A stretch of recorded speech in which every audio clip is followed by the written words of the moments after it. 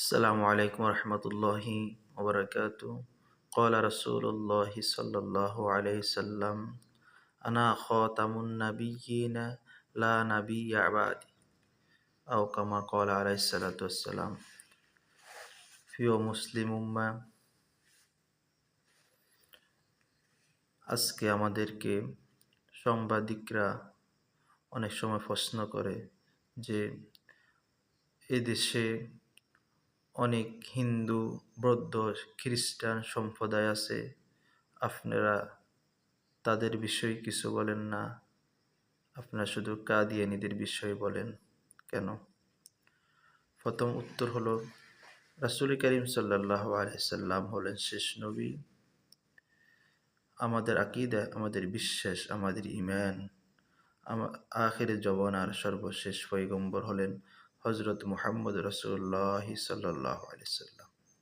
কিন্তু কাদিয়ানীরা নিজেদেরকে অমুসলিম পরিচয় দিয়ে আমাদের দেশে বসবাস করে না, তাদেরকে তারা নিজেরা মুসলিম পরিচয় দিয়ে বসবাস করে। তারা নিজেদেরকে আহমদিয়া মুসলিম জামাত বলে। এটাই আমাদের সাথে তাদের সাথে সাংঘর্ষিক।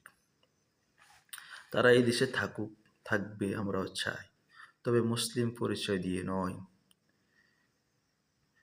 হিন্দুরা যেমন তাদের হিন্দু পরিচয় দিয়ে আছে, খ্রিস্টানরা যেমন তাদের খ্রিস্টান পরিচয় দিয়ে আছে, কাদিয়ানীরাও তাদেরকে অমুসলিম পরিচয় দিয়ে থাকবে।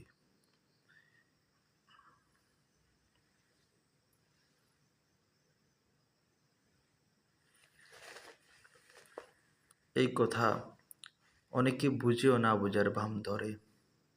এই কথা সবাই বুঝে, সাংবাদিকরাও বুঝে, কিন্তু না বোঝার চেষ্টা করে। আপনি বুঝতে হবে ঈমান কাকে বলে, আকীদা কাকে বলে। আপনি যদি না বুঝেন তাহলে আপনি বুঝে নিতে হবে, আপনি যদি না জানেন তাহলে জেনে নিতে হবে, আপনি যদি না শিখে থাকেন তাহলে শিখে থাকতে হবে। আমাদের পরিষ্কার কথা হলো, কাদিয়ানীরা থাকবে আমাদের দেশে।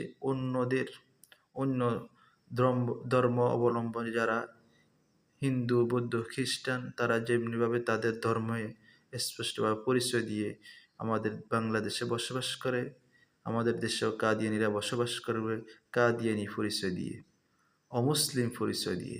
মুসলিম পরিচয় দিয়ে তারা এই দেশে বসবাস করতে পারবে না। সরকার মহোদয়ের দায়িত্বে যিনারা আছে এবং আগামীতে যিনারা রাষ্ট্রে পরিচালনা করার সিদ্ধান্ত নিচ্ছেন বা প্রচেষ্টা করছেন, আপনাদের কাছে উদারত আহ্বান থাকবে, কাদিয়ানীদেরকে সরকারিভাবে অমুসলিম ঘোষণা করা। এটা মুসলমানদের প্রাণের দাবি।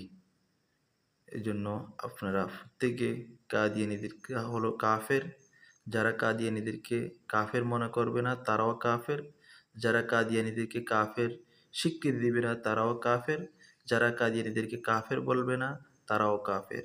আল্লাহ তাআলা আমাদের প্রত্যেককে আমাদের ঈমান, আমল, আকীদাকে সহিহ করে পরিপূর্ণভাবে মুসলমানিত্বের উপর অটল অবিচল থাকার তৌফিক দান করুন। আসসালামু আলাইকুম ওয়া রাহমাতুল্লাহি ওয়া বারাকাতুহু।